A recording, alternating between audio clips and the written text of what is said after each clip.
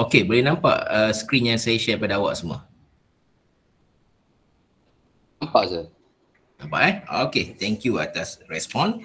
Alright, so untuk hari ni kita akan masuk untuk yang pertama untuk subtopik Kirchhoff. Okay, Kirchhoff law. Okay, kita ada beberapa Kirchhoff rule yang awak kena follow. Okay, so Kirchhoff ni sebenarnya untuk level matriculation ni dia tak bagi terlalu deep lah. Maksudnya dia tidak terlalu mendalam. Kalau you ambil nanti electrical engineering atau apa-apa course lah yang memberikan electrical, okay, awak akan jumpa lagi Kirchhoff rule yang lebih deep. Okay, so ini just basic Kirchhoff rule. Tapi basic pun you kena betul-betul faham konsep macam mana untuk buat calculation.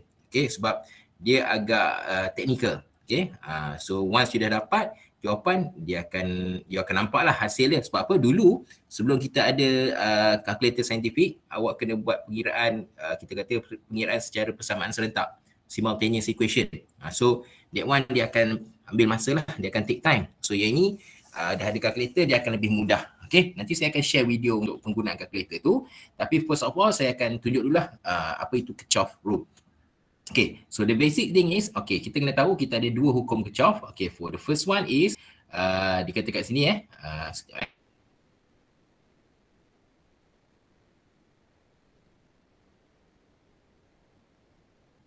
okay, so the first one is summation. Okay, so kita ada summation of I in equal to summation of I out. Okay, summation ni maksudnya hasil tambah current in sama dengan summation of current out. Okay, apa yang in, apa yang out, mungkin you akan confuse lah. Okay, so cerita macam ni. Hasil tambah semua nilai current yang masuk akan sama dengan hasil tambah semua nilai current yang keluar. Okay, apa yang masuk, apa yang keluar, kita akan tengok dekat junction. Junction rule Junction ni adalah simpang. Okay, macam mana kita nak tahu simpang? Okay, so untuk awak punya level hanya simpang 3 je kita pakai. Okay, contoh macam ni. Okay.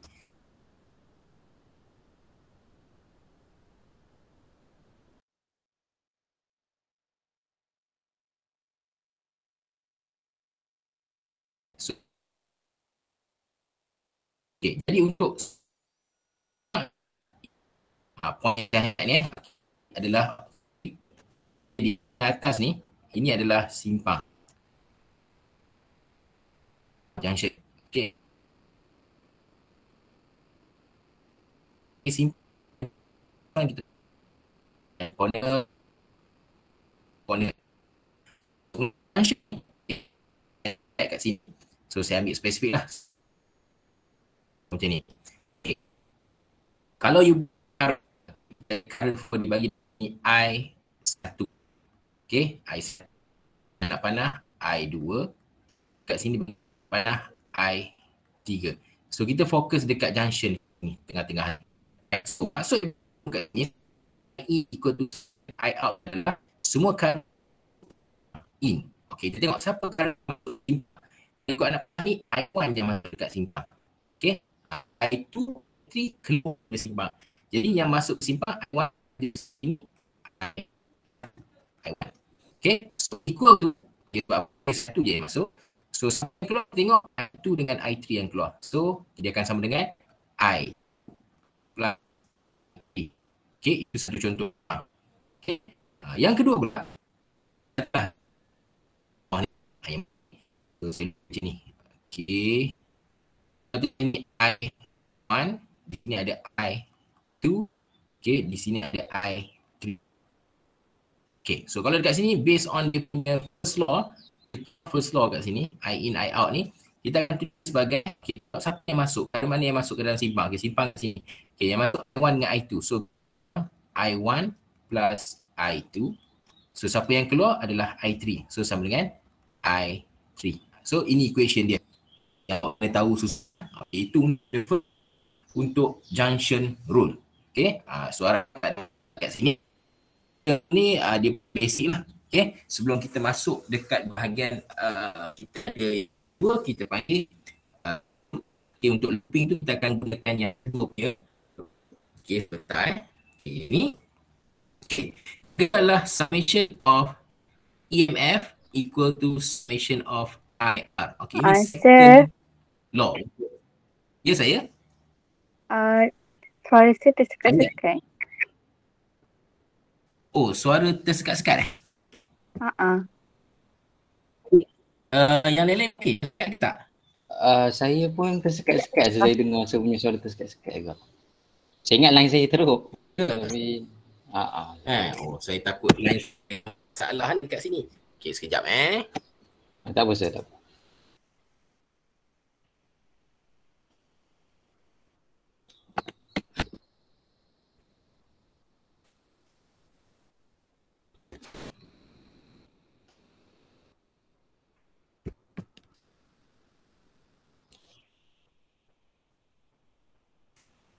Okey, boleh sekarang ni start sekali tak suara saya?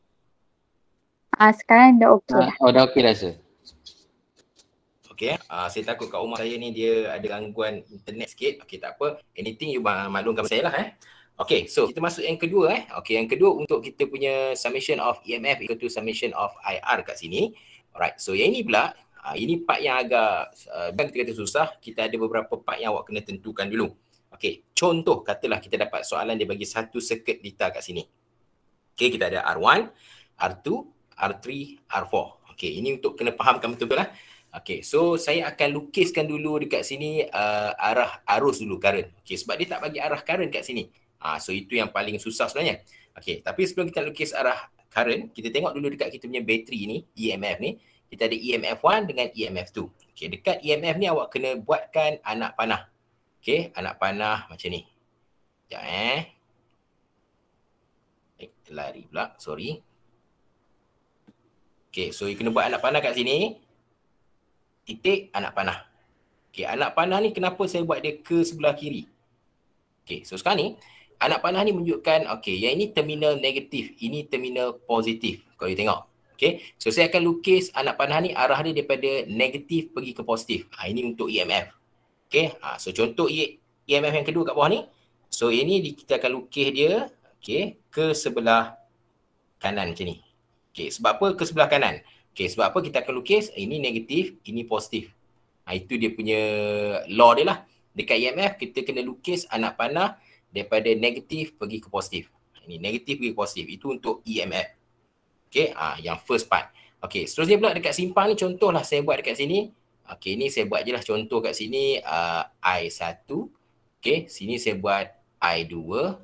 Sini saya buat I3. Ini contoh sahaja. Jadi saya tulis untuk the first rule, summation of I in equal to summation of I out. So siapa yang in, kita tengok kat sini yang in adalah I1. So dia akan jadi I1 kat sini. I1. Sebentar saya ada masalah dengan saya punya pointer ni.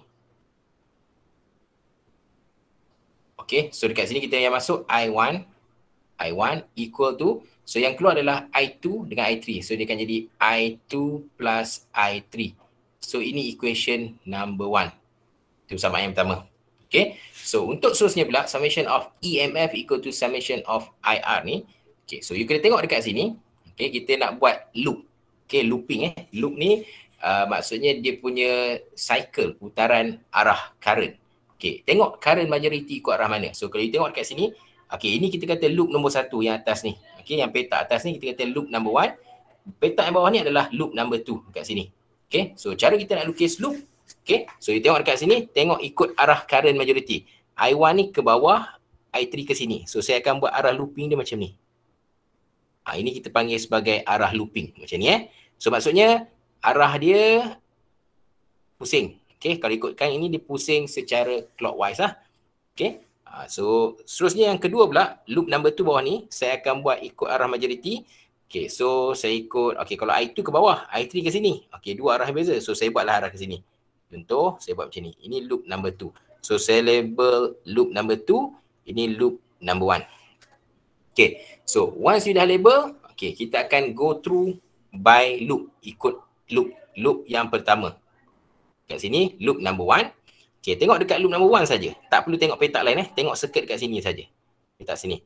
Okay, so untuk ingatan, kita akan buat summation of EMF dulu. Kita tengok ada berapa EMF dekat dalam loop sini. So kita hanya ada satu EMF, which is EMF 1 kat sini. Okay, so tengok siapa yang ikut arah loop, dia akan positif. Yang mana tak ikut arah loop, dia akan negatif. So saya ulang sekali lagi, mana-mana EMF, okay, EMF ataupun current yang ikut arah loop kita akan consider dia sebagai positif. Yang mana current ataupun EMF yang tak ikut arah loop kita akan consider negatif. Macam mana negatif, macam mana positif? So saya tunjuk sekarang. Okey, loop ni arah macam ni. So tengok dekat sini anak panah EMF ni. Anak panah EMF ni ke kiri kan. Kalau kita buat looping ni, okey, looping ni dia pusing ni, kat EMF ni dia akan pergi ke kiri. Ke kiri sini. So EMF 1 ni adalah positif. So kita tulis dia EMF 1 positif. Ini untuk summation EMF lah. Okey, ada lagi tak EMF dekat loop 1? Tak ada. So satu saja. Okey, so teruskan dengan sama dengan lah. Okey, macam tu. Okey, seterusnya pula kita akan tengok current dengan resistor. Okey, saya ulang, kita akan tengok current, okey, dengan resistor. Okey, current yang mana hak milik resistor yang mana? Okey, so tengok kalau kita tengok dekat sini I1 ni. Okey, ni I1 Okey, so I1 kat sini, okey. I1 ni dia lalu jalan mana? Okey, I1 ni dia punya jalan adalah daripada sini A ni dia pusing ke atas ni, ambil corner, lalu dekat perintah R1 turun sampai kat sini. Ini adalah jalan untuk I1, I1. So saya ulang, I1 punya jalan adalah daripada sini, dia naik ke atas, pergi ke sini, lalu R1 sampai ke sini. Itu I1. Seterusnya adalah I3. I yang ketiga ni, laluan ni adalah daripada point C ni. Okey, ini je laluan. Ya saya. Ulang balik yang I1 tu, sir.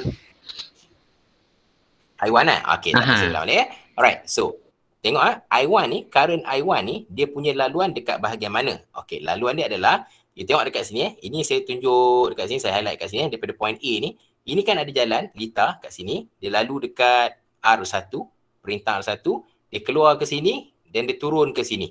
Itu adalah jalan hak milik I1. Okey, saya ulang.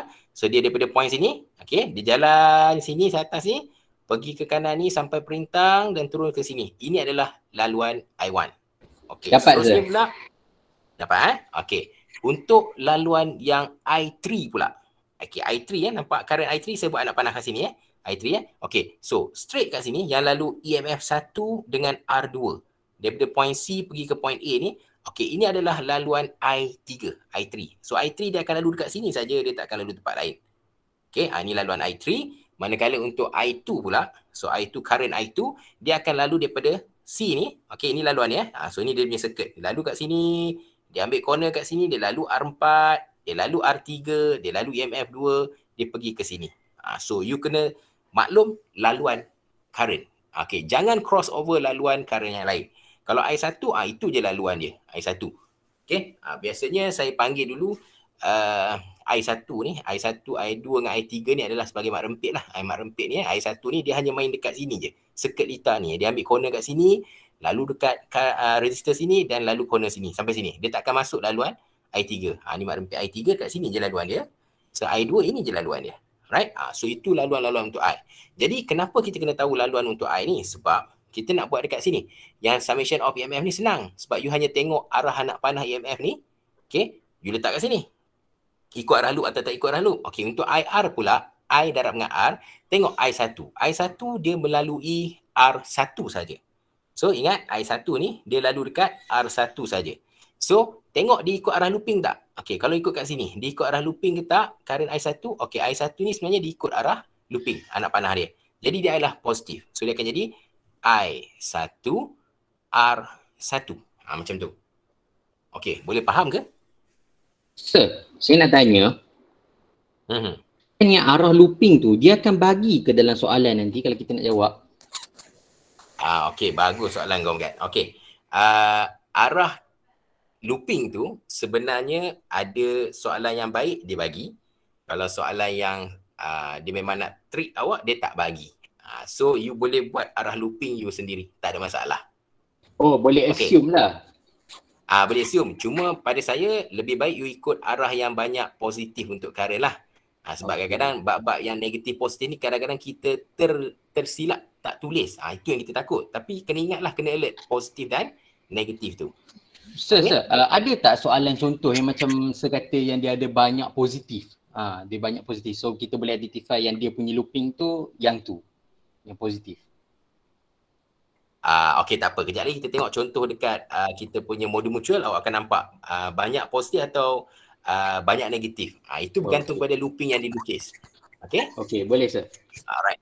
Okey, so kita sambung lagi untuk yang loop number 1 ni. Okey, dia tak settle untuk I1 saja sebab apa? Dekat loop number 1 ni kita ada lagi R2 dengan current I3 kat sini.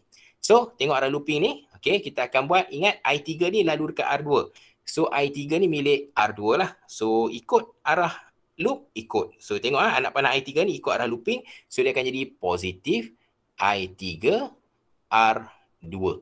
Okey, so habis dah current dengan resistor. So, habis cerita untuk loop number 1. So, settle setakat tu. Okey, kita tengok pula loop number 2. Okey, loop number 2. Tengok loop number 2 kat sini.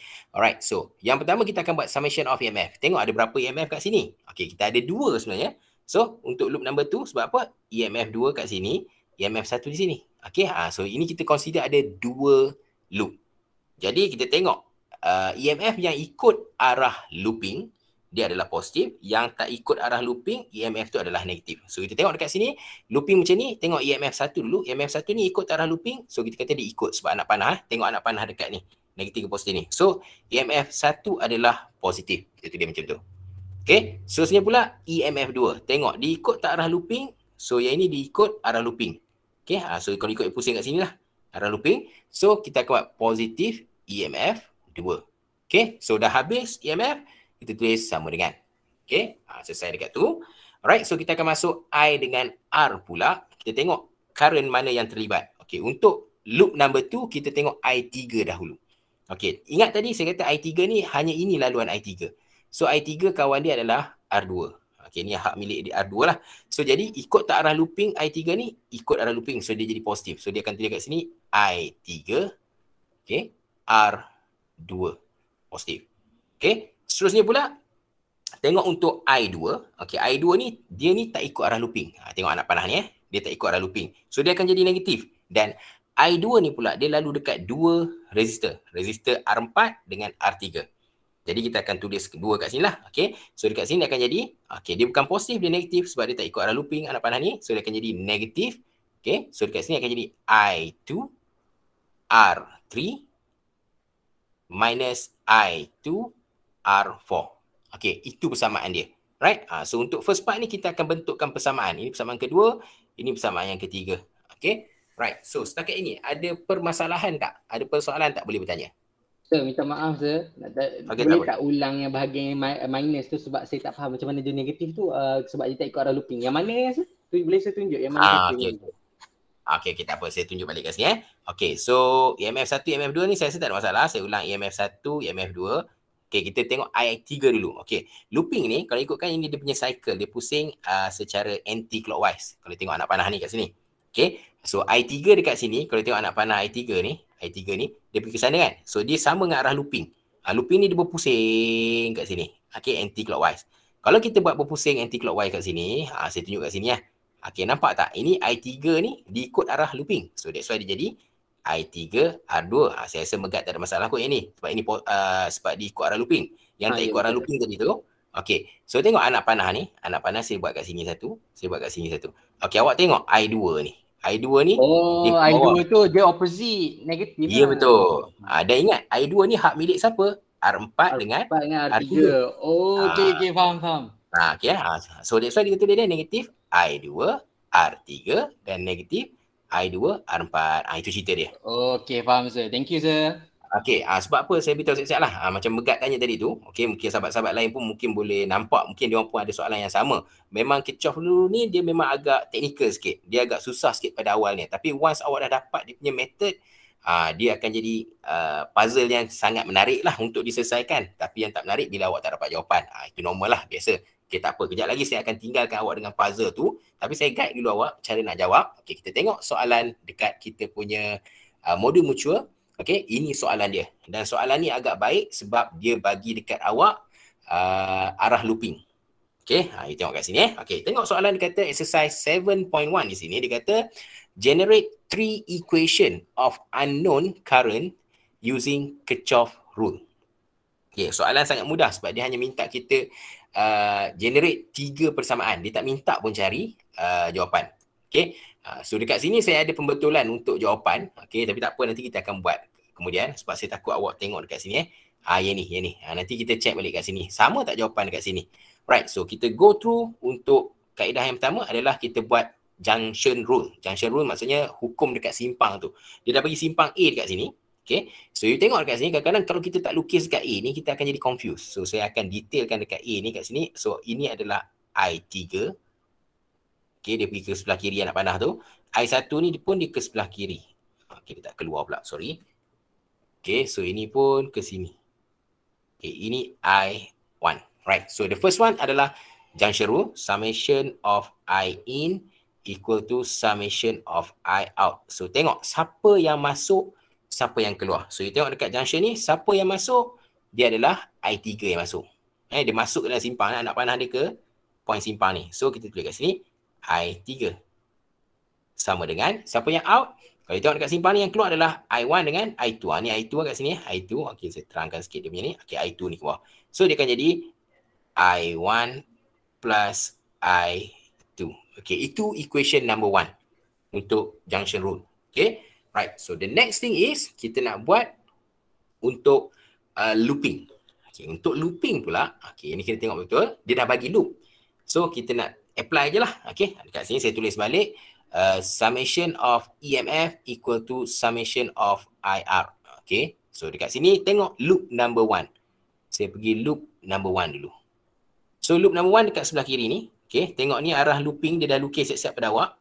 Okay, so first kita tengok EMF dulu. Okay, EMF ni ingat tadi saya kata kena lukis dekat EMF atau bateri awak ni daripada terminal negatif. Okay, kenapa tak keluar ni? Negatif pergi ke positif. Okay, ini dia punya anak panah dia. Allah Akbar. Sorry sebab tulisan tu mungkin kecil sangat. Okay, ni anak panah dia. Okay. Alright, so ini ke sebelah kanan Yang ini pun negatif positif, ini dia akan pergi sebelah kanan. Ini anak panah, ini anak panah untuk EMF. Okay, so jelas 5 volt dengan 1 volt ni sebab apa saya buat dia ke kanan? Sebab kita akan, ini terminal negatif, yang pendek ni negatif, yang panjang ni positif. Kita akan lukis anak panah daripada negatif pergi positif. Okay, ini negatif pergi positif. Okay, loop number 1, kita tengok hanya ada satu EMF dekat sini, which is 5 volt dekat sini. Okay, so saya akan buat dekat sini, EMF ni, saya tulislah 5. Okay, ikut tak arah looping, tengok So, looping ni, kalau ikut kita pusing ni, ni anak panah looping ni. Okay, anak panah looping ni dia ke sini. Kenapa dia kecil sangat? Sekejap Okay, ini arah looping dia pusing anti-clockwise ke sini. Anak panah untuk EMF pun sama arah. So, dia adalah positif. So, kita akan tulis dia sebagai 5, positif. So, ada lagi EMF? Tak ada. So, kita buat sama dengan. Okay, tengok seterusnya pula kita tengok current. Macam yang tadi juga. Okay, current dekat tengah ni adalah I2. So, ini je laluan I2 Dia tak masuk simpang jalan orang lain Mak Rempit ni tak lalu kat tempat lain. Dia lalu kat sini jalan straight ni. I2 ni, so 56 ohm ni adalah hak milik I2. So, jadi kalau ikutkan arah dia adalah bertentangan dengan arah looping. Kalau kita tengok arah looping ni pergi ke sini. Okay, dia ke sini. Dia arah ke sini bertentangan. So, dia akan jadi apa? Negatif. Okay, 56. Okay, I2. Kita tulis macam tu. Okay, so next is kita ada satu lagi. Okay, tengok I1 Ini I1 dia laluan dekat sini. Dia lalu sini, dia lalu corner kat sini, lalu dekat 22 ohm. Okay, sampai ke sini. Right, so I1 ni dia ikut arah looping. So bila ikut arah looping dia adalah positif. Okay, so dia akan jadi apa? Positif 22 I1. Macam tu. Okay, clear Clear, sir. Seterusnya pula. Alright, so yang ketiga pula, kita akan tengok dekat loop number 2. Loop number 2. Alright, so loop number 2 di sini.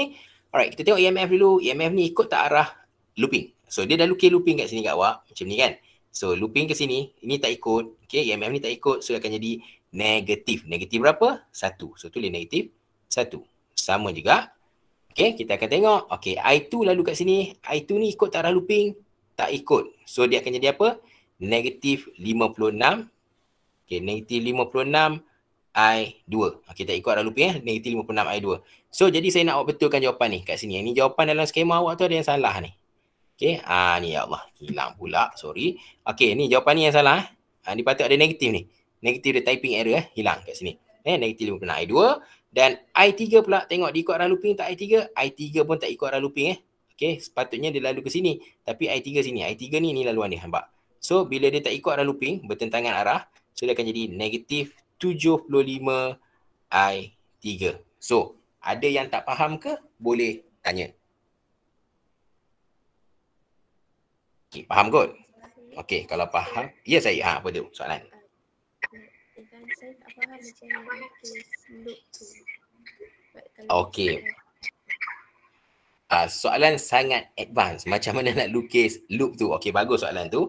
Okey, sebab ada sesetengah circuit dia tak bagi kita arah looping. Okey, so saya tunjuk jugalah Kejap Sebentar bagi saya padam dulu yang atas tu. Kejap mana tadi? Okey, so saya tunjuk kat sini lah. Yang ni senang sikit saya nak conteng. Okey, macam mana nak lukis arah loop? Okey, jadi saya lukiskan yang ini contoh je lah. So sebab dekat kita akan tengok arah current. Okay, sebenarnya biasanya awak belajar arah current adalah daripada positif pergi ke negatif. Okay, so mesti awak assume dekat EMF satu ni ada arah macam ni. Okay. Kenapa dia tak nak keluar? Okay, anak panah ni hilang pula. Okay, so ini So ini satu anak panah. Satu lagi awak akan nampak kat sini akan ada keluar current. So awak akan lukis anak panah kat sini. Okay, itu biasanya dekat bateri, kita assume. Okay, jadi waktu kita dah lukis anak panah, kita ada dua anak panah kat sini. So, awak akan buat kat sini anak panah ni.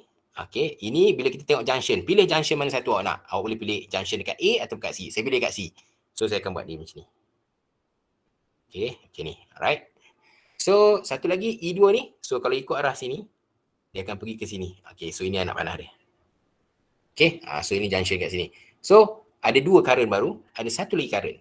Okay, awak boleh buat current ni sama ada awak nak buat arah dia ke atas, maksud saya dia keluar, ataupun awak boleh buat dia masuk. Okay, saya buat yang pelik sikit, saya buat dia masuk macam ni. Okay, so saya label I1, I2, I3. So, dekat sini kita akan dapat junction rule, summation of I in equal to summation of I out. So, dekat sini yang in siapa? I1 dengan I3. So, jadi I1 campur I3. Sama dengan yang out adalah I2. Okay, sebab apa saya buat dulu current ni? Ada sebab. Okay, sebab tadi cerita dia kita nak tengok macam mana nak lukis loop. Okay, so bila nak lukis loop lah. Okay, tengok kat sini. EMF tadi, kita punya bateri ni, dia ada plate terminal negatif dan positif. So, negatif pergi ke positif. Yang kat sini negatif, negatif pergi ke positif macam tu. Okay, dan saya kata tadi kalau nak buat looping, kita ikut arah majority. Yang banyak ikut arah majority. So, you tengok EMF 2 pusing ke sini kan. Okay, ke sini. Okay, dia pusing ke kanan. So, I3 ke atas, I2 kiri. So, saya declare saya nak buat looping macam ni. Anti-clockwise looping dia. Ini kata ini looping number 1. Macam tu. Sebab apa? Sebab saya tengok majority arah positif. Boleh tak saya nak buat looping negatif? Jawapan dia boleh. Tak ada isu. Boleh je. Cuma, awak kena aware lah dengan negatif punya simbol. Jangan terlupa negatif. Okay, jadi kalau dekat sini looping number 1 ni, loop number 1 ni, okay, loop number 1, saya nak tulis balik summation of EMF equal to summation of IR di sini. Siapa EMF kita ada kat sini? EMF 2 dengan EMF 1. Dua-duanya ikut arah looping. So ini ikut, okay, ni looping kat sini, ini pun ikut. So dia akan jadi apa? EMF 2 tambah EMF 1. Sebab dua-duanya ikut arah looping. So kalau awak tak confident negatif positif tu, awak tengok awak lukis looping macam ni kan. So dekat sini looping awak macam tu. Okay, dekat sini looping awak akan ikut ke sini. So dia ikut tak ikut arah, boleh kita tahulah. Okay, so sama dengan IR pula. So dekat sini ingat I3 ni, ini laluan I3. So dia akan jadi ikut arah looping, dia akan jadi positif lah. I3 R3 tambah I3 R4. Dan satu lagi R2 kat sini pun ikut arah looping I2. So dia akan jadi tambah I2 R2. Macam tu. Okay, itu untuk loop number 1. Okay, loop number 2 dekat atas ni pula. Petak yang atas kat sini. Okay, so macam mana kita nak lukis? Okay, awak declare lah ikut arah mana. Okay, so saya declare buat arah macam ni. Loop number 2. So, tengok majority ikut tak arah positif. Okay, EMF pun ikut arah positif. So, dia akan jadi EMF 1 ikut arah. I2 ikut tak arah? Ikut arah looping. So, jadi I2 R2. So, untuk I1 ikut tak arah looping. I1 ni. Okay, I1 ni ikutlah Dia pusingan macam ni. So, dia akan jadi tambah I1 R1. So, kalau macam ni, tak ada isu negatif positif lah. Sebab semuanya positif. Okay, so that's why saya beritahu nak lukis looping tu awak boleh lukis je. Tapi make sure ikut arah majority yang positif. Okay, negatif. Ya saya. Maknanya untuk looping ni kita tak kisahlah dia looping arah mana, still sama. And lagi satu looping macam contoh loop pertama dengan loop kedua tu dia mesti berbeza arah Maksudnya macam loop pertama tu ke kiri, nanti kalau loop kedua tu mesti ke kanan pula Okey, tidak semestinya. Dia terpulang pada awak sebenarnya. Oh. Boleh. That's why sebab saya nak elakkan negatif tu dekat situ banyak. So that's why saya banyakkan arah yang positif. Okey, kejap lagi kita punya solution untuk kita punya soalan, kita akan jumpa arah yang bertentangan dan kita akan kita boleh jawab dia. Sebab apa? Awak kena ingat, kalau I1, I2, I3 current, kita dapat jawapan negatif, mesti awak kata mana ada current negatif. Tetapi untuk Kirchhoff rule, negatif tu hanya direction saja. Jawapan dia masih betul. As long as jawapan akhir awak tu I1 ni awak tambah dengan I3 dapat I2. Contoh katalah ini 0.2 tambah 0.3, sini sepatutnya dapat 0.5. Jawapan awak insyaAllah betul. Macam tu. Kita nak check tu jawapan. Boleh? Boleh sir. Maknanya sir nak tanya kita tu. Maknanya memang L1 ni, L1 dengan L2 ni boleh juga sama dia punya arah Dia punya loop. Ya betul. Boleh sama arah. Betul. Okey. Boleh faham sir? Okey so jangan confuse lah sebab itu je bagi contoh. Okey, so sekarang ni kita nak tengok yang ini, soalan yang ini. Alright, so soalan ni dia minta kita calculate current in each branch of the circuit. Dia nak tahu berapa nilai I1, berapa nilai I2, berapa nilai I3. So kita akan go step by step. Tengok kat sini Nanti awak yang akan tekan kalkulator untuk dapatkan jawapan. Saya akan bagi masa nanti lepas kelas ni nanti sebab saya tak nak pressure awak sangat sebab saya tahu sekarang COVID ni kita pressure tapi kita try buat benda yang susah tu kita jadikan dia santai sikit lah tak nak pening. Sebab ini memang satu topik paling susah. Tanyalah syarah mana pun bukan susah apa, kita orang susah nak explain, takut you all susah nak faham. Okay, right, so kat sini kita akan buat dulu. Okay, so dia dah bagi arah looping. So kita ikut je lah. Okay, tapi sebelum tu nak buat apa-apa, tengok dulu bateri kat sini. So nampak yang panjang ni positif, yang pendek ni negatif. So arah bateri ni kita akan buat dia daripada negatif ke positif untuk EMF. Bateri untuk EMF, ada satu bateri kat sini dan ada satu lagi bateri kat bawah ni. Okay, so sama juga. Negatif belah kanan, positif kat sini. So kita akan lukis macam ni. Ini kebetulan lah arah dia macam tu. Sebab kebetulan sama Okay, so tak apa. Soalan dia macam-macam. Alright, so next pula tengok balik. Kita ada I1 kat sini. So ingat I1 laluan I1 adalah dekat sini. Lalu sini, lalu ke sini. Okay, ini laluan mak rempit I1. I2 punya mak rempit dia lalu kat sini. Straight line kat sini laluan dia. I3 pula dia akan lalu kat kawasan ni. Dia turun bawah ni, dia pergi kat sini, naik ke atas. Okay, so kita pergi yang first. Summation of I in equal to summation of I out. Okey, tengok dekat simpang mana awak nak. Awak nak buat simpang kat sini pun boleh. Tapi buat apa nak susah, dah ada lukis kat sini kan. Kita ambil je lah dekat simpang A ni. So tengok siapa yang masuk simpang A. So kalau tengok dekat sini anak panah yang masuk adalah I1. So kita akan buat I1. Sama juga dengan yang keluar adalah I2 dengan I3. So I2 campur I3. Okay, so kita digalakkan untuk tuliskan persamaan ini bersamaan dengan kosong. Macam mana? Kita akan tulis I1 tolak I2 tolak I3 sama dengan kosong persamaan yang pertama. Macam tu. Sebab apa? Nanti bila nak guna kalkulator, awak akan nampak step dia macam mana untuk kira. Kalau nak buat simultaneous equation, dia menangis sikit lah. Sebab apa? Ada 3 unknown. Okay, kita akan gunakan kalkulator untuk cari 3 unknown nanti. Okay, so I1 minus I2 minus I3 equal to 0. Persamaan yang pertama. Okay, next kita akan go through untuk rule yang kedua. Summation of EMF equal to summation of IR. Okay, so kita akan buat untuk loop number 1. Loop yang pertama. Okay, loop yang pertama kat atas ni. Okay, so tengok ini dia punya pusingan Pusing sini, pusing. Saya buat pusing-pusing macam tu supaya nampak positif negatif. Okey. Tengok 25 volt. Ini adalah EMF yang pertama, 25 volt Kita ada berapa EMF loop satu? Ada satu je, 25 volt So ikut tak arah looping? Dia tak ikut. Nampak dia tak ikut. So kita tulis apa? Negatif 25. Okey, ada lagi tak EMF? Tak ada. Right? So kita akan letak kat sini sama dengan macam tu. Okey. So sini pula, kita tengok dekat sini ada tak nilai, yang EMF dah habis, kita tengok I dengan R pula. So tengok dekat sini I1. I1 ini laluan dia. Dia akan lalu kat sini, dia akan lalu dekat 122 ohm dan turun balik ke sini. ikut tak arah looping 100 I1 ni? I1 ni tak ikut. Kalau ikutkan I1 ni, kalau saya buat kat sini, I1 kan? Sini pun I1 punya laluan kan? Okay. Right. So, dia tak nak ikut. Dia negatif kan? So, jadikan dia negatif. Okay. I1 darab dengan 122, dia akan jadi 122 I1. Kenapa 122? Kadang-kadang orang tertanya-tanya. Sebab I1 ni lalu dekat sini. Ni laluan ni kan? Dia punya kawan dia adalah 122 ohm. Okay. Ada lagi tak yang tertinggal? Tak ada. Kita tengok pula dekat bawah ni. I2 pula. Okay, I2. Okay, I2 ni ikut arah looping? Tak ikut juga. So, dia akan jadi negatif. Okay, berapa negatif? 5.6 ohm. Kat sini, 5.6 ohm darabkan dengan I2. Okay, so tadi saya beritahu kita akan buat dia sama dengan kosong. Okay, so sama dengan kosong. Kat sini saya akan susun I1 berapa. Okay, so saya bawa semua persamaan ni ke sebelah kiri. So 122 I1 akan jadi negatif 122 ni akan jadi 122 I1. Okay, negatif 5.6 I2 ni akan jadi positif 5.6 I2. I3 tak ada kat sini. Kita tulis juga tambah kosong I3. Ini saya nak ingatkan Okay, I3 tak ada, kita tulis juga tambah kosong I3. Okay, tolak 25 sama dengan kosong. Itu kaedah dia. Okay, so nampak kat situ. Right, so nampak kita ada I1, I2, I3 kat situ. Itu untuk loop number 1. Dan seterusnya untuk loop number 2. Loop number 2 pula. Okay, berapa EMF kita ada? 1. 5 volt. Okay, tengok dia ikut arah looping tak? Ikut. 5 volt ni ikut arah looping. Saya lukis kat sini satu. Ni takut tak nampak. Okay.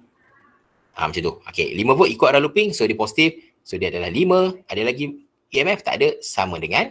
Okay. So, tengok pula. Yang kedua pula, kita tengok I3. Okay, ni I3 ni laluan dia. I3 Ni laluan I3. So, I3 ikut arah looping? Tak ikut. So, akan jadi negatif. Okay, berapa? 75. Kenapa 75 ohm? Okay, 75 ohm ni kan laluan 75 ohm ni laluan I3. Sini kan laluan dia kan. So, 75 ohm darab dengan I3. So, dia negatif sebab tak ikut arah looping. Okay, dah tak ada lagi kat sini. Tengok I2 pula. Ikut tak arah looping? Okay, I2 ikut arah looping. Okay, sama arah looping I2. So, kawan dia adalah 5.6 ohm. So, dia akan jadi positif 5.6 I2. Macam tu. Okay, jadi step yang seterusnya kita susun I1, I2, I3. I1 tak ada nak buat macam mana? Okey, jadi dia akan jadi kosong I1. Macam tu. Okey. So, saya bawa semuanya ke sebelah kiri lah. Persamaan ni saya bawa semua ke sebelah kiri. So, 5.6 I2 ni positif kan? Jadi, negatif 5.6 I2. Okey, so ini negatif 75 I3 saya bawa ke kiri. Dia jadi positif 75 I3. 5 ni dah duduk kat kiri. Dia adalah positif 5 sama dengan kosong. Okey, right. So, once awak dah dapat 3 persamaan ni. Okay, ini, yang ini, dan yang ini. Okay, awak hanya perlu tekan kalkulator. Okay, tekan kalkulator, ikut arahan kalkulator lah. Okay, nanti saya bagi link untuk cara penggunaan kalkulator tu nanti. Okay, so awak boleh ni lah, apa orang kata, awak boleh cuba dapatkan jawapan. Okey, ada persoalan tak nak tanya? Nanti saya tinggalkan awak ini dengan kaedah awak nak selesaikan jawapan. Okey, ada soalan lagi? Saya nak tanya, ada 2 soalan kat sini. Okey. Yang memang macam contoh kan, kosong I3 dengan kosong I1 tu memang kena tulis ke sir?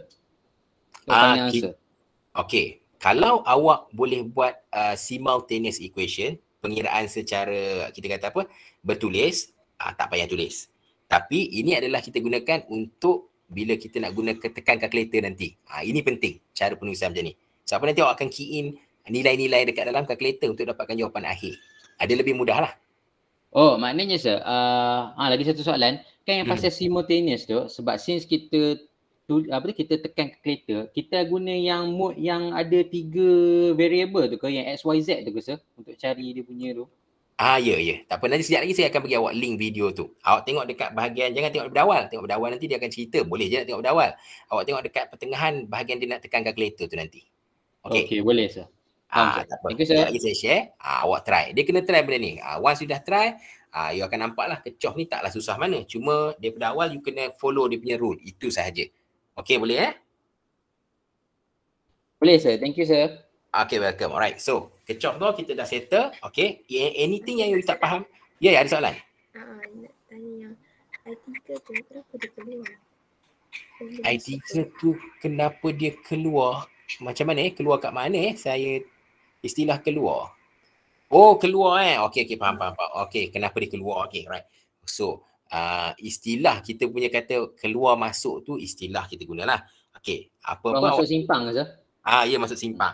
Jadi kita declare kat sini simpang. Kalau you tengok kat sini simpang A ni sebagai simpang titik tengah kat sini. So bila nak masuk ke A ni, I1 ni nak masuk ke simpang A. Dia nak masuk. Dia baru nak masuk I1 ni I2 ni dia keluar. Dia dah keluar daripada simpang. Menjauhi titik simpang ni, kita kata dia keluar I2.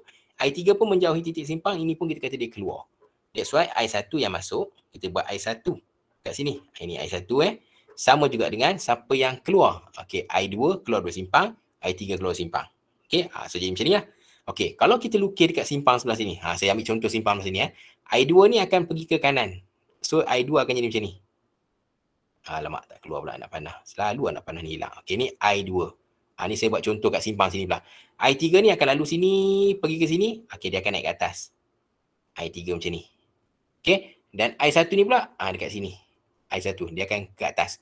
So kat sini pula awak tengok siapa yang masuk, siapa yang keluar. Okey, bila saya buat siapa yang masuk, siapa yang keluar, I3 masuk, I2 masuk simpang ni. So dia akan jadi I2 campur I3.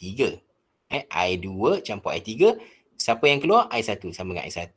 Okey, tengok yang ni dan tengok yang ini. Sama je, tak ada masalah. Okey, harap-harap menjawab persoalan lah. Menjawab soalan ke? Ya, sir. Terima kasih, sir. Okey, sama-sama. Alright. Okey, apa-apa tak faham tanya je. Okey. Nanti dah habis kelas nanti awak ambil kalkulator, tekan balik. Okey, tak apa, saya dah snap tadi gambar ni tadi. Awak boleh try lah ataupun try sendiri nanti tengok macam mana dapat jawapan. Okey. Alright. So, kita akan pergi yang subtopik seterusnya pula. Okey, subtopik untuk power. Okey, untuk power ni dia soalan dia tak susah. Cuma awak kena tahu kita kata apa gunakan rumus yang sesuai lah. Okay, dia ada istilah, ada setengah tu power dissipated lah apa semua tu kan. Okay, kita pergi power yang biasa dulu. Okay, untuk power ni, basic equation ni adalah P equal to IV. Okay, so P equal to IV, P sama dengan IV. So ini power dalam unit watt, I ni adalah current, ampere, V ni adalah voltage. So daripada P equal to IV ni pula, dia boleh terbitkan beberapa equation lagi. Which is they come from Ohm's law, V sama dengan IR. Okay, ada datang asal basic daripada sini. V sama dengan IR kat sini. Contoh, saya ambil P sama dengan I. V ni saya gantikan dengan IR. Apa V kat sini, saya ambil IR. V kan sama dengan IR. So, saya masukkan IR kat situ. So, power dia akan jadi I squared R. Macam tu. Okay, ini tadi persamaan pertama. Ini persamaan kedua untuk power. Okay, yang ketiga pula equation dia boleh jadi adalah, okay, contoh V sama dengan IR ni, saya jadikan I tajuk rumus. I sama dengan V bahagikan dengan R. Okay, so daripada equation asal P sama dengan IV. Okay, P sama IV. P, I ni saya ambil V over R. Saya ganti kat sini saya ganti dekat sini. Ini so V over R darabkan dengan V. So dia akan jadi power sama dengan V squared over R. Okay, ini persamaan yang ketiga. Okay, persamaan pertama, kedua dan ketiga. Nanti jangan kata pula, sir, banyak persamaan. Okey, sebenarnya asal dia satu je. Daripada basic P equal to IV, dia boleh terjemahkan equation P equal to I squared R dan juga P equal to V squared over R. Okey, dia tak susah, cuma you kena tahu list down lah maklumat yang bagi. Okey, tengok contoh soalan exercise 8.1 kat sini. Dia kata, calculate the power of a candelier if DMF is 120 volt. So, ini V adalah 120. Okay, and then pula dia kata kat situ, and the current flowing in the candelier is 5 ampere. So dia bagi current I kat situ 5 ampere. Okay, ni I dia bagi 5 ampere. So nak guna equation apa? Gunakan P sama dengan IV. So you just masuk I dia 5, V dia 120. Okay, 5 dan 120 kita akan dapat 600 watt. Itu jawapan akhir dia. Dia sangat mudah lah. Cuma hati-hati dekat bahagian unit lah. Jangan tertinggal unit dan pastikan awak keluarkan maklumat yang betul. Okay, itu contoh yang pertama. Yang kedua kita ada kat sini, exercise 8.2 di sini, dia kata calculate the current. Okay, dia nak you cari current. Dia nak cari I lah. Dia dah beritahu nak cari I in a 60 watt kettle. So power ini adalah 60 watt. Okay, kena tahu. Watt ni adalah power. Okay, when connected to a 120 volt EMF. EMF ni, okay, electromotive force lah. Dia punya voltage dia 120, V dia 120. So, kita akan gunakan equation P equal to IV. So, masuklah P awak 60. I kita nak cari, V kita 120. So, you can dapatlah 60 bagi 120, potong-potong 6 bahagi 12 dapat 0.5 ataupun setengah ampere lah. So, itu jawapan dia. So, ada persoalan, pertanyaan untuk yang bahagian power yang pertama ni? Ada soalan ke? Tak ada masalah, sir. Okay, VIP. senang kan? VIP. PIV kan? Okay, next pula kita akan implement equation. Kita tengok soalan dulu. Nak pakai yang mana kita tak tahu. Kita keluarkan dulu maklumat. Dia kata kat sini, calculate the power dissipated. Ni istilah dissipated ni kadang-kadang ramai yang kata benda dissipated ni. Okay. Power dissipated by the resistor tu maksudnya power yang dia terhasil dekat resistor tu berapalah yang dissipated kat situ. Okay. So dia kata in a printer if the resistor is 0.15 ohm, okay, R dia 0.15 ohm and the current flowing is, so dia bagi I sama dengan 10 ampere. Soalan minta cari power. Okay, nak guna equation apa? So tadi kita ada P sama dengan I squared R. Okay, kalau you tak ingat, you basic PIV dengan VIR ni kena ada. Okay, tapi soalan PSPM, dekat bahagian depan muka buku soalan, kita ada list of equation. So, you boleh gunakan terus. Okay, so kita masukkan nilai kat sini. I kita 10 ampere, jangan lupa square ni. Square jangan lupa. R kita adalah 0.15. So, 10 kuasa 2, 100 darab 0.15. So, you akan dapat 15 watt. Gerak dua tiba. Okay, 15 watt lah. So, jawapan akhir dia. Okay. So next kita ada 9.2 di sini. Soalan kata calculate the current. Okay, dia minta you cari current I. Okay. In electric heater with power. Okay, so dia bagi power 1.8 kilo. Kilo adalah 10 kuasa 3. Ini pun tolong hati-hati please. Kilo ni adalah prefix 10 kuasa 3. And then dia kata resistance dia R adalah 8 ohm kat sini. So kita nak cari nilai I. So tadi equation P equal to I squared R. Kita nak cari nilai current I. So power dia dah bagi 1.8 darab 10 kuasa 3. I dekat sini ada square R dia 8 ohm. So untuk cari I, dia adalah sama dengan 1.8 darab 10 kuasa 3 ni bahagikan dengan 8. Jangan lupa square root kan. So you akan dapat jawapan kat sini berapa ampere. Okay. So itu kaedah dia. Alright. So itu untuk exercise 9.2. Okay. And then kita ada 10.1 dengan soalan 10.1 dengan 10.2. Ini pun soalan yang agak mudah. So kita keluarkan dulu kita punya value kat sini. Dia kata the heating element in iron has a resistance of 24 ohm. R kita sama dengan 24 ohm. The iron is plunged into, okay, volt kita 120. Calculate the power delivered to the iron. Okay, tadi kita ada satu equation lagi. P sama dengan P squared over R. Okay, so just masuklah. V kita berapa? 120. Jangan lupa square. Bahagikan dengan R kita 24. So, you akan dapat jawapan dia 600 watt. Jawapan dekat situ. Okay, itu untuk 10.1. Okay, berikutnya untuk 10.2. Soalan dia kata, a bulb is 1040 watt. Okay, dia ada over 120 volt. Okay, kenapa tulis macam ni? Okay, tak apa. Kita keluarkanlah. Power dia 40 watt. Voltage dia 120 volt. Okey, dia punya stem ni, kalau you beli apa-apa instrumen alatan-alatan, dia ada tercetak dekat situ, dia punya power dengan voltage dia. Itu maksud dia bulb is stem tu. Okey, memang dia ada printed dekat kita punya bulb tu. Soalan kata, calculate the resistance. Okey, dia nak tahu berapa nilai R when light by a 120 volt source. Okey, so sekarang ni kita gunakan equation P equal to V squared over R. Okey, so power is 40. V dia 120, jangan lupa square kan, bahagikan dengan R. Okay, so R you akan dapat 40 bahagikan dengan 120, this one kita ada square. So you akan dapat jawapan berapa ohm. Okay, so boleh check lah jawapan you nanti. Okay, so itu untuk contoh-contoh soalan. Okay, and then kita ada satu lagi. Okay, ini extra untuk soalan electrical energy. Okay, yang ini kita takut pelajar selalu confuse. Okay, soalan minta electrical energy, tapi equation yang kita guna tu macam tak ada kaitan. Kemungkinanlah awak berasa macam lain. Okey, tak apa, jangan rasa lain dulu. Kita balik kepada kita punya basic basic konsep kita belajar semester 1 dulu kalau masih ingat lah InsyaAllah ingat kot ingat lupa tu biasa. Okey, power sama dengan work divide with time. So power is work over time. Okay, work bagi dengan time kat sini. Sebab apa? Kalau tengok work ni unit adalah joule. Okay, time ni adalah second. Joule per second ni adalah unit untuk power juga, untuk power lah. Kita terjemahkan dia sebagai watt. Okay, joule per second ni adalah power punya unit juga. Tapi SI unit ni kita pakai watt. Cuma jangan confuse lah. Jadi dekat sini, untuk equation ni kita ubah rearrange. Okay, macam saya cakap tadi, power sama dengan IV. P So dia akan jadi IV sama dengan work over time. So work kat sini akan sama dengan IVT. Ini equation yang seterusnya. Dan ingat kadang-kadang soalan minta work, kadang-kadang dia minta electrical energy. Okay, nampak terms energy over here. Energy is in unit of joule.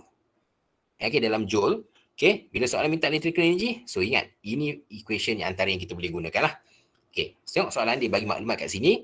An electric motor takes apa kat sini? 0.4 ampere from 6 volt. Okay, dia kata motor tu ada current I dia 0.4 ampere from 6 volt. Ini voltage dia 6 volt. Okay, dekat situ. Okay, next dia bagi apa? Calculate electrical energy applied to the motor in 20 second. So dalam masa 20 second, dia nak cari berapa electrical energy. So we use equation this one. Okay, so work, okay, ataupun electric energy tu IVT. So you put I 0.4, V dia 6, T20, okay. So darabkan, you akan dapat jawapan kat sini. Okay, 6 kali 20, 120 kali 0.4 akan dapat 48 joule. So itu jawapan dia lah. Right? So itu untuk soalan electrical instrument tu. Okay, the next is contoh soalan lain. Dia kata the electrical energy applied to a motor in 30 second. Dia bagi time dia 30 second is 60 joule. Okay, so ini 60 joule. So the electric motor is connected to a 9 volt EMF. So voltage dia 9 volt. Calculate the current. So dia minta soalan I lah. So we know that work is equal to IVT. So work dia bagi 60 joule. Okay, I you nak cari. V itu berapa? 9 dan T kita 30. So I akan sama dengan 60 bahagi dengan 9. Ini darab dengan 30. So yang dapatlah 60 bahagi dengan ini 270. Potong-potong jawapan akan dapat 0.22 ampere. Right? So any question about power and electrical energy? Ada soalan ke? Setakat ni tak ada, Zat? Ada kot. Okay, clear Alright, very good. Bagus kelas ni Okay, so tak apa. Tadi Ayah ada ada soalan. Apa dia? Kalau soalan macam ni, kira masa dia tu ada bagi minit ke? Dia bagi tak? Okay. Dia bagi saat je. Okay, very good. Very good question. Okay. Soalan selalunya tengok tahap dia punya apa nak uji awak macam mana. Okay, ada. Soalan ada juga bagi dalam minit, ada juga bagi dalam hour. So make sure you convert into second first. Okay, kena tukar kepada second. Yang ini kena hati-hati sebab dia selalu suka trap pelajar. Pelajar kita buat kiraan laju. Tapi bila dah laju sangat terlupa nak tukar minit kepada second ataupun hour into second. So please beware lah. Bahagian-bahagian tu tolong tukar dulu kepada SI unit. Alright, so clear Okay, sir. Thank you, sir. Okay, welcome. Right, so the next thing is pula kita akan masuk subtopik untuk potential divider. Okay, ini subtopik potential divider. Okay, kenapa kita nak kena tahu pasal potential divider ni? Sebenarnya awak pun dah belajar waktu SPM. Mungkin awak rasa macam dia istilah dia mungkin tak sebut potential divider, pembahagi voltan kot kalau bahasa Melayu lah. Mana-mana sekolah yang guna bahasa Melayu kan. Okay, so untuk potential divider ni sebenarnya kita gunakan kaedah ratio ataupun kita kata nisbah lah. Okay, nisbah untuk kita buat calculation voltage dekat kita punya resistor. Sebenarnya kalau awak faham kaedah effective resistance, awak boleh cari je nilai voltage dekat resistor. Okay, saya ulang balik. Kalau awak faham betul-betul konsep effective resistance, awak boleh cari voltage dekat perintang. Okay, cuma sekarang ni bila soalan PSPM, contohlah soalan minta macam ni. Calculate the potential difference across resistor 2. Okay, kita ada resistor 1 kat sini, 1 ohm kat sini. Resistor 2 kita ada 5 ohm. Dia nak minta awak cari voltage dekat sini. Okay, macam mana? Okay, kalau gunakan konsep potential divider, okay, konsep yang saya nak awak tahu. Okay, katalah kita declare ini sebagai V1, ini sebagai V2. Okay, dan ini adalah kita punya EMF. Okay, tengok pada circuit ni Okay, so cara dia sebenarnya lah bila kita nak tahu voltage dekat V1 untuk 1 ohm ni, V1 ni adalah sama dengan, okay, dekat sini mesti adalah R1, resistor 1, tempat yang kita nak tahu nilai voltage tu, R1. Di bawah ni adalah, ya saya nak tanya, kenapa kan kita label dia V1 dengan V2 kan kat sini, sebab dia ada divider ke ataupun kenapa Haizal? Okay, so macam ni. Okay, kita buat dia sebab dia divide kepada dua resistor dekat sini. Okay, so that's why kita buat dia punya division dia V1 dengan V2. Kita bahagikan siap-siap V1, V2. Supaya tak confuse. Boleh okay, boleh faham je. Okay, good. Alright, so sekarang ni, kalau you nak calculate potential V1. Okay, dekat ni. Ini katalah ini R1. Ini katalah R2. Senang macam tu. Ini EMF. So, kita nak cari V1 dekat sini. R1 ni. Okay, so kita letak V1 sama dengan R1 sebab you nak cari voltage dekat R1 kan. Okay, bawah ni akan jadi R1 campur R2. Dia mesti hasil tambah kedua-dua ni resistor awak tu. Darab apa kat sini? Darab EMF kita. EMF kat bateri lah 6 volt di sini. Jadi, kalau nak cari V2 macam mana? Okay, V2 sama dengan apa?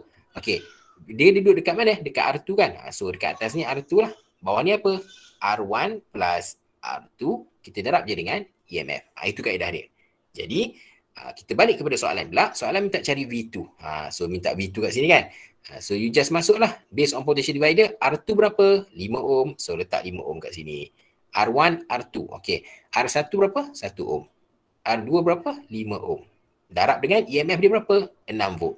So, ini adalah 5 bagi 5 campur 1, 6 darab dengan 6 volt. Potong jawapan akhir 5 volt. Itulah potential divider. Konsep dia, kalau you nak cari potential dekat resistor tu, kita akan buat dia punya ratio kat sini lah. Resistor tu bahagikan dengan hasil tambah resistor lah, R1 dengan R2. Darabkan dengan EMF. Itu kaedah dia. Okay. Sir, kiraan ni sebenarnya dia macam dia nak tentukan dia dalam macam potential difference divider kan. Dia macam voltan tu kita nak tahu dia punya pembahagian voltan dalam liter tu ke macam mana Sir? Betul lah tu. Kita nak tahu resistor 1 ni dapat berapa volt, resistor 2 ni dapat berapa volt. Hasil tambah dia kita akan dapat 6 volt nanti. Okay, faham. Macam tu. Okay, tapi ingatlah potential divider ni dia akan gunakan untuk litar sambungan secara series saja dekat sini. Okay, ni sambungan series. Okay.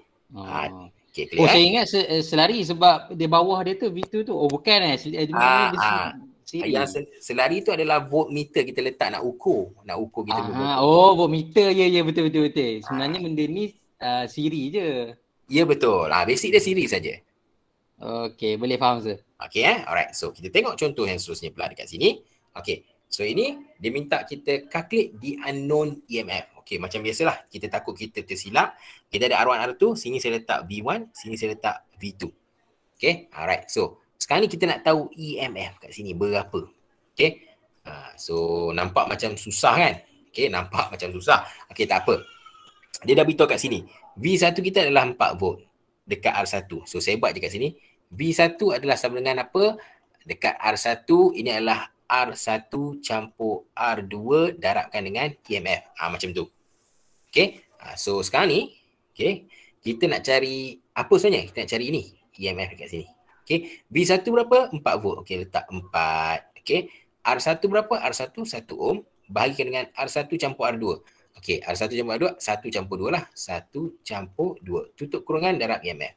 So, 4 sama dengan, okay, ini adalah 1 bagi 1 campur 2 dapat 3 darab EMF. So, EMF kita adalah sama dengan apa? 4 darab 3, kita dapat 12 volt. Okay, itu jawapan dia. Okay, nampak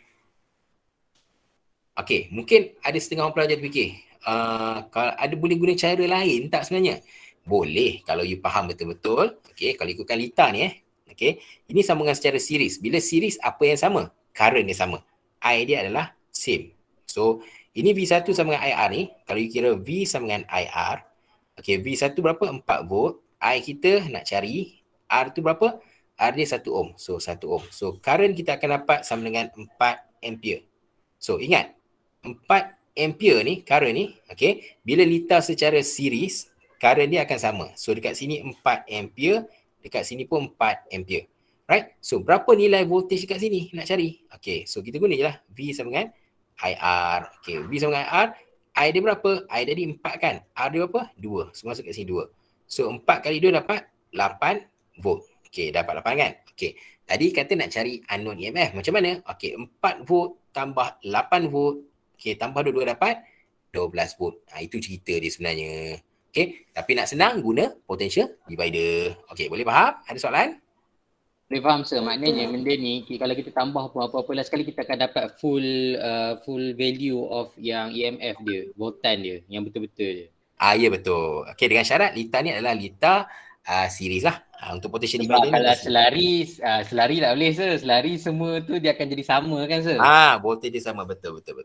Okay, maksudnya faham konsep lah kalau macam tu. Dia tak ada masalah insyaAllah. Okay, clear Boleh sir.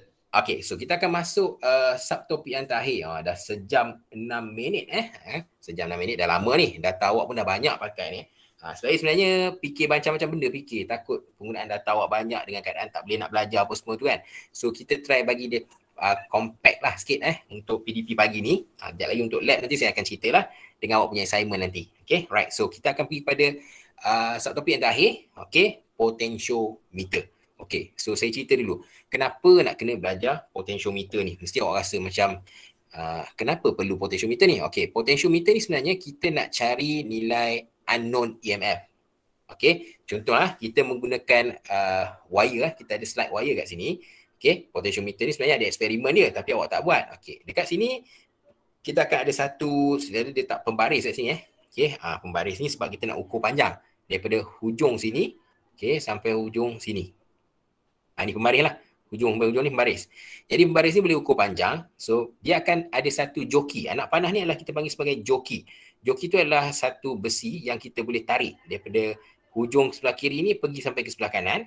Okay. Bila awak tarik tu kita nak tentukan unknown EMF 2 ni. Benda ni kita tak tahu nilai E2 ni kita tak tahu. E1 ni selalunya kita dah tahulah sebab kita pakai dalam eksperimen kita tahu. Ya saya. Yang apa tu arrow untuk joki tu yang bengkok tu ini wire dia. Ini bengkok ni. Ni anak panah ni. Anak panah ni kita anggap dia hujung besi. Dia joki tu macam ni. Kalau saya lukis balik, dia ada hujung ni ada panel besi kat sini. Ni tempat pemegang dia lah. Holder kat sini. Dia ada besi hujung sini. Yang ni kita slide. Kita slide dekat kita punya kita kata ada pembaris tu, kita letak wire kat situ. Kita akan slide kat sini. Itu cerita dia. Okay? Okay, good. Alright. So, sekarang ni bila joki ni kita slide daripada hujung sini sampai hujung sini, tujuan dia adalah kita nak tahu berapa nilai unknown EMF ni. Jadi, awak kena slide sampai galvanometer reading ni dapat kosong. Galvanometer ni apa pula? Okay, galvanometer ni kalau pergi dekat lab, masalah tak pergi dekat lab. Okay, ni galvanometer kat sini. Right. So, bila you connect galvanometer ni, dia ada dia punya scale kat sini. Okay. So ini kita samalah wire ni kan. Okay, scale kat sini. Scale ni akan tunjuk kosong. Kosong di tengah-tengah ni. Dia tak deflect kanan, tak deflect kiri. Dia stay kat sini kosong. So bila dia stay kat kosong ni, kita kata dia balance. Balance tu maksudnya nilai potential, nilai voltage dekat wire dekat sini. Okay, dekat sini. Okay, sepanjang wire kat sini yang dia stop ni sama dengan nilai E2. Saya ulang balik. Bila awak slide joki ni, dapat dia jawapan galvanometer reading kosong. Okay. Dia balance. Jadi, nilai potential ataupun voltage dekat besi kat sini, sepanjang sini, L2 ni, panjang L2 ni, adalah sama dengan EMF 2. Itu guna potentiometer. Kita nak determine unknown EMF untuk bateri. Nak tahu berapa nilai EMF bateri. Okay, sebab apa kita katakan galvanometer reading kosong? Okay, katalah dekat sini 6 volt, dekat bawah ini pun 6 volt. Jadi potential dia sama, dia tak ada potential different. Jadi galvanometer reading kita dapat kosong. Itu cerita dia. Okay. Oh, faham sir. Maknanya dua-dua voltan tu sama, so dia balance lah. Current tak flow. Current tak flow situ. Tapi sir, kalau contoh, contohlah, mungkin takkan jadi. Tapi kalau contoh L2 tu dia 7 voltan, lepas tu yang bawah tu 6 voltan. Okay. Dia tak akan jadi kosong ke macam mana sir untuk galvanometer tu? Dia tak akan jadi kosong. Dia akan deflect sama ada jarum ke kiri ataupun ke kanan. Kita kata dia tak balance. Itu cerita dia. Okey. Okay, so itu saya cerita sedikit lah berkenaan dengan potentiometer ni, apa sebenarnya gunanya. Gunanya kita nak tentukan kalau you ada tiba-tiba beli bateri tak tahu berapa EMF. Itu pembohong lah, mana ada orang beli bateri tak tahu EMF kan. Kata tak tahu, nak test berapa EMF. Kita test, kita boleh dapatlah jawapan kat situ. Itu contoh saja. Okay, jadi potentiometer ni antara soalan yang ramai pelajar rasa susah sangat-sangat. Okay, tapi basic konsep dia, okay, kita pakai ratio juga. So ratio dia macam ni, EMF 1 over EMF 2 sama dengan L1 bahagi dengan L2. Itu konsep dia. Maksudnya EMF 1 ni, okay, dia sama dengan length 1. So apa panjang wire L1 ni. EMF 2 ni sama dengan panjang wire L2. Jadi macam mana nak jawab soalan ni? Okay, you tengok soalan kat sini dia kata a potentiometer, okay, consists of a uniform wire of length 100 cm. So 100 cm, resistance dia 5 ohm kat situ. Is connected to a cell which has an EMF E1 4 volt. Okay, atas ni 4 volt. Okay, so bila kita buat declare L1 yang panjang sekali ni, ini paling panjang lah, maksud dia punya reference kat sini. Ini reference titik rujukan kita, hujung ke hujung ni, 4 volt ni. Jadi kita boleh kata EMF 1, 4 volt sama dengan length 1 ni 100 cm. Macam tu. Itu yang pertama. So bahagi EMF 2. EMF 2 yang kita nak tentukan ni, kita tak tahu nilai dia. Ni nampak ni padam, nanti confuse EMF 2 kita tak tahu. Kita letak je EMF 2 kat sini. Okay, berapa panjang length L2 ni? So apa saya dah beritahu tadi, bila once dia balance, okay, potential dekat L2 ni sama dengan potential EMF 2 kat sini. So dia kata kat sini and negligible internal resistance. So kita abaikan rintangan dalam. When a cell of unknown EMF E2 is connected to the potentiometer, the balance length is 75 cm. So balance length 75. So E2 ni sama dengan 75. Okay, calculate EMF of cell E2. So nak cari E2 kat sini, mudah je. Okay, so EMF 2 sama dengan apa? Okay, dia akan jadi EMF 2 saya naik ke atas 75. Okay, 75 darab dengan 4 bahagikan dengan 100. Sekejap saya check betul tak? 75 darab 4, EMF ni bagi 1. So dia akan dapat jawapan kat sini. Berapa? Okay, so kalau ikutkan jawapan dia 3 volt lah. Setelah kita kira 75 kali 4, okay, 75 kali 4 dapat 300. Ini dapat 300, mana dia? Ini dapat 300, bagi dengan 100, potong belakang dapat 3 volt. Itu jawapan dia. Okay, boleh faham tak dipaham ni? Takut pula saya. Boleh sir, dia macam konsep nisbah je. Ya betul, dia konsep macam nisbah je. Okay, tak apa, kita tengok satu lagi yang terakhir contoh di sini. Ini dia pusing sikit lah soalan ni. So dia kata a potentiometer consists of a uniform wire of length 100 cm. Okay, so ingat 100 cm and resistance 5 ohm is connected to a cell of unknown EMF. Okay, and negligible internal resistance. When a cell of EMF E2, okay, ni E2 dia dah tahu. E2 ni sama dengan 2.4. Ini dia dah tahu 2.4 volt. Okay, is connected to the potentiometer. The balance length is 20 cm. So L2 ni dapat 20 cm. Okay, calculate EMF of the driver E1. So dia nak tahu E1 ni berapa. So macam tadi saya beritahu tadi, EMF 1 dia L1. Ini adalah EMF 2, L2. So kita nak tahu EMF 1 soalan sekarang ni. EMF 1 kita tak tahu. EMF 1, so ini adalah 100 cm. Okay, EMF 2 kita dah tahu nilai dia 2.4. Length dia pun kita dah tahu 20. Okay, yang ni kita tak perlu tukar kepada meter. So apa? cm kat sini cm. Sini pun cm. Kita boleh potong je. Dia hilang. Okay, so EMF 1 adalah sama dengan apa? 100 bahagi dengan 20 darab dengan 2.4. Potong 1, 10 bahagi 2 dapat 5. 5 darab dengan 2.4 dapat 5 darab 2.4 berapa jawapan ni? Jawapan ni betul ke ni? 100 bahagi 20 darab dengan 2.4. Okey, 5 darab dengan 2.4 dapat apa? Dapat 12 kan? Okay. 12 je. 12 kan? Okey, so jawapan ni betul lah. So itu jawapan dia. Okey, ada persoalan, pertanyaan boleh bertanya. Dah 9.45. Setakat ni okey sir. Okey, setakat ni tak ada Okey, so nanti boleh ni lah. Okey, soalan-soalan yang saya bagi tu sebelum ni ada saya bagi dia dalam lecture note, ada solution video YouTube apa, you boleh tengok lah kat situ. Okey, yang mana-mana yang tak faham boleh rujuk situ. In case tak faham juga boleh tanya pada saya. Kalau nak tahu jawapannya Aura pun boleh tanya pada saya. Setakat ni ada beberapa orang lah yang dah PM saya, so saya bagilah jawapan-jawapan yang mana tak dapat jawab tu. Okay, so untuk pagi ni setakat ni dulu. Nanti pukul jam 11 pagi kita akan jumpa balik untuk bahagian penerangan lab. Right? Dan lab dan juga kita akan briefing sikit lah. Awak punya assignment tu, takut in case tak faham, saya akan bagi sedikit bantuan lah. Sedikit lah tak banyak. Nanti saya akan maklumkan. Okay, sebab chapter 4 tu berkenaan dengan magnetic field. Topik dia, kita ada YouTube video, okay, untuk maklumat, untuk bantuan pada awak nanti. Alright, so ada apa soalan setakat ini nak tanya? Kalau tak ada, kita end up kita punya session pagi ni. Sir, maknanya untuk assignment chapter 4, kita punya final tak ada chapter 4 lah kan sir? Ya, betul. Itu biasa yang terpakai. Macam SEM 1 itu, apa chapter awak untuk assignment? Ingat lagi? Chapter ni. Rigid body. Rigid body, yes. Okay, so rigid body tidak akan ditanya waktu final. Itu cerita.